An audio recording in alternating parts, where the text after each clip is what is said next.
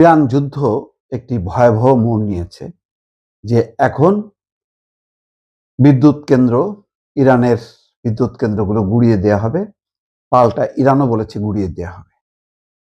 ফলে পুরো মধ্যপ্রাচ্যের জ্বালানি বিদ্যুৎ একটা ভয়ঙ্কর বিপর্যয়ের মধ্যে যখন ঠিক তখন পাকিস্তান মধ্যস্থতাকারী হিসাবে আবির্ভূত হয়েছে, তার সাথে তুরস্ক এবং মিশর।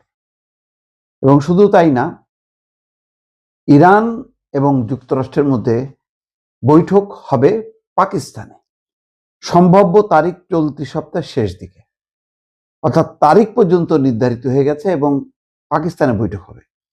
চিন্তা করতে পারছেন তাহলে পাকিস্তানের কতটা গুরুত্ব বাড়ছে? এটা অবশ্য ভারতের জন্য নিঃসন্দেহে দুঃসংবাদ যে ভারত এত বড় দেশ, কিন্তু এইরকম একটা সংকটের তার কিন্তু কোনো ভূমিকা নেই, বরং ভারত সুযোগের অপেক্ষায় আছে, যেদিকে পাল্লা ভারী হবে সেদিকে ছাতা ধরবে। তো কূটনীতির এইসব কলাকৌশল চালাকি সবসময় কাজে দেয় না, কখনো কখনো ছিটকে পড়তে হয়। ভারত হয়তো ছিটকে পড়ছে, পাকিস্তান লাইমলাইটে আসছে, যদিও পাকিস্তানের ভূমিকাটা বেশ নড়বড়ে। আপাতত আমেরিকার দিকেই তার ছাতা ধরা, সেইভাবেই সে আলোচনার কেন্দ্রস্থলে চলে আসছে। ইরান সংঘাত বন্ধে দৃশ্যমান অগ্রগতি দেখা যাচ্ছে। এই অগ্রগতির পেছনে অনেকটা পথ পাড়ি দেয়াতে সহায়তা করছে ইরানের প্রতিবেশী এবং মার্কিন প্রেসিডেন্ট ডোনাল্ড ট্রাম্পের ঘনিষ্ঠ ফিল্ড মার্শাল আসিম মুনিরের দেশ পাকিস্তান। মার্কিন সংবাদ মাধ্যম অ্যাক্সিওস জানিয়েছিল ইরান এবং যুক্তরাষ্ট্রের মধ্যে দুতিয়ালি করছে পাকিস্তান। একই সঙ্গে এখন জানা যাচ্ছে শিগগিরই যুক্তরাষ্ট্র এবং ইরানের মধ্যে সরাসরি আলোচনা হবে এবং স্থান হবে পাকিস্তানের রাজধানী ইসলামাবাদ।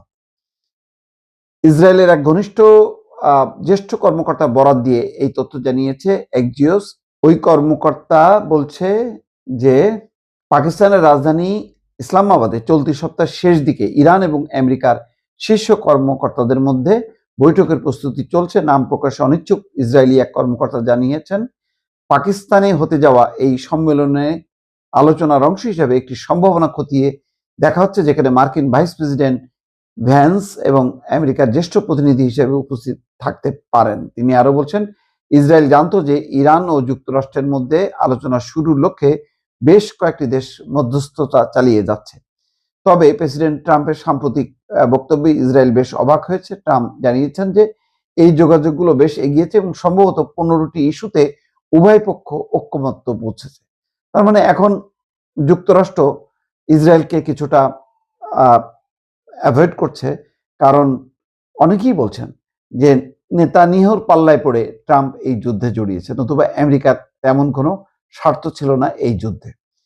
প্রতিবেদনে বলা হচ্ছে, গত শনিবার ট্রাম্প ইরানকে 48 ঘন্টার আলটিমেটাম দেন। এর মধ্যে ইরান হরমুজ প্রণালী না খুলে দিলে দেশটির বিদ্যুৎ কেন্দ্রগুলোতে হামলা চালানোর হুঁশিয়ারি দেন তিনি। জবাবে ইরানও ইসরায়েল এবং উপসাগরীয় দেশগুলোর জ্বালানি এবং পানি শোধনাগার অবকাঠামোর উপর প্রতিশোধের হুমকি দিলে উত্তেজনা নাটকীয়ভাবে বেড়ে যায়। হরমুজ সংকট বর্তমানে এমন এক গুরুত্বপূর্ণ ইস্যু হয়ে দাঁড়িয়েছে যা ট্রাম্পকে যুদ্ধের সমাপ্তি ঘটাতে বাধা দিচ্ছে। হুমকি পাল্টা হুমকি সংকট তীব্র করেছে এবং বৈশ্বিক জ্বালানি বাজারকে অনিশ্চিত করেছে। ট্রাম্প যখন বলছে যে আলোচনা চলছে এবং বেশ ভালো অগ্রগতি হয়েছে, তখন কিন্তু জ্বালানির বাজার কিন্তু নিচে পড়তির দিকে।